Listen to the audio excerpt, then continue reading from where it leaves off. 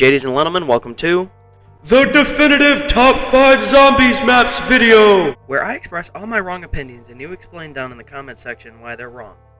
Just kidding, because if you disagree with any of my opinions, then you're wrong! Okay, I promise I will be done with that joke very soon.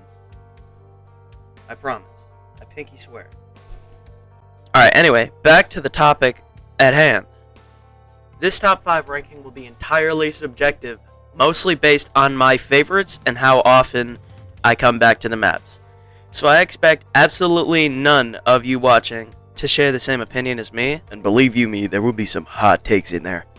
I'm going to reiterate, this is entirely subjective and made for the sole purpose of entertaining my viewers. Now, with that minor distraction out of the way, let's get to ranking these zombies maps, shall we?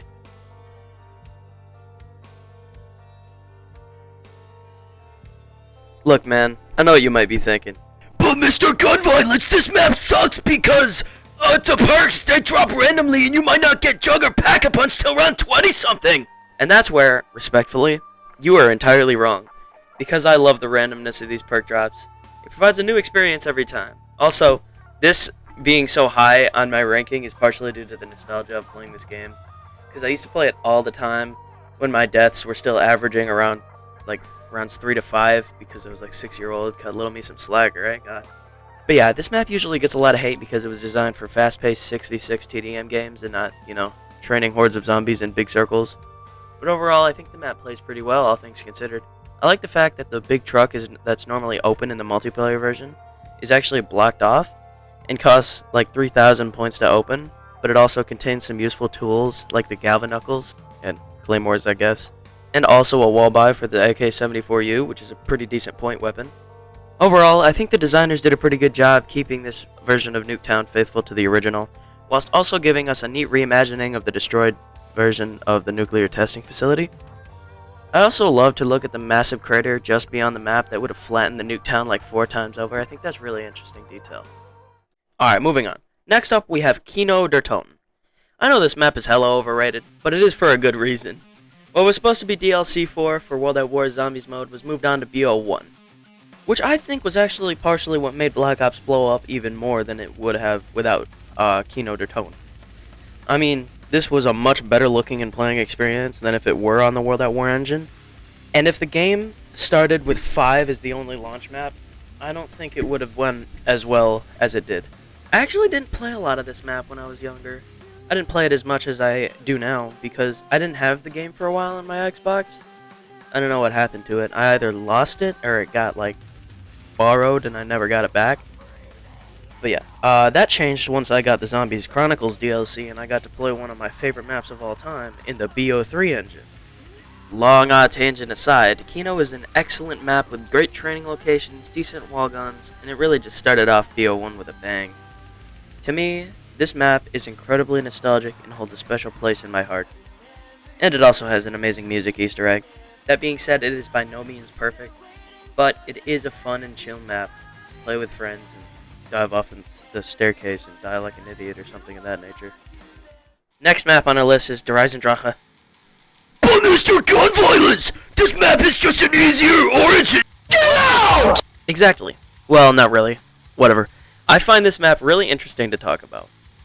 I do have fun playing it most of the time, and I like how you get the Wrath of the Ancients by feeding the 3 dragons, and I really do enjoy using the bow. It's a great wonder weapon. But the only reason that it's not higher is that it's literally just that I'm dog shit at the game and I struggle to upgrade the bows. Also, Void Bow, best bow, hands down. Find me in the comments, I don't care. I think it's more because of my lack of experience than the map itself being bad. However, there are some things about it that I don't really like. For example, the Pack-a-Punch just being unlocked by pressing 3 buttons. Even Derice was better with this, having the player activate teleporters and race back to the machine at the starting area. I also think, despite that lovely aesthetic in that map, I much more enjoy Origins. Not only because that map did the winter right first, there are many things I actually find easier in Origins than I do on Der Eisendrache. Also, feel free to make fun of my pronunciation of this map's name if you're a mega nerd. Or if you're German, I guess. Also, just listen to that game over music.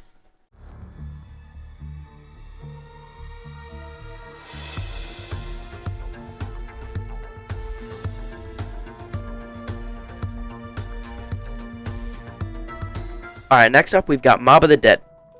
Mob is as good as a map can get without the premise crew.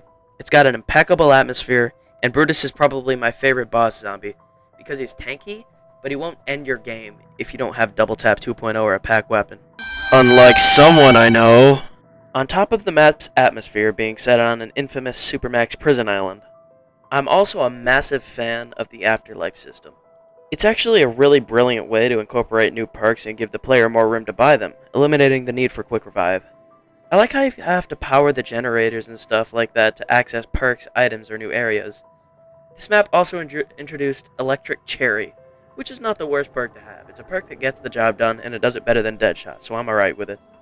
I also like the fact that they put the Pack-a-Punch in a different location, only accessible by finding the parts to the plane and building it on the roof, then flying it over to the Golden Gate Bridge. The addition of some of the cooler guns like the AK-47 and the Death Machine, which we never saw in a Zombies map again, except the Death Machine as a power-up in BO3. And feeding the dogs are definitely the cherry on top for me. This map did feeding animals first, which is another reason why I placed it above DE.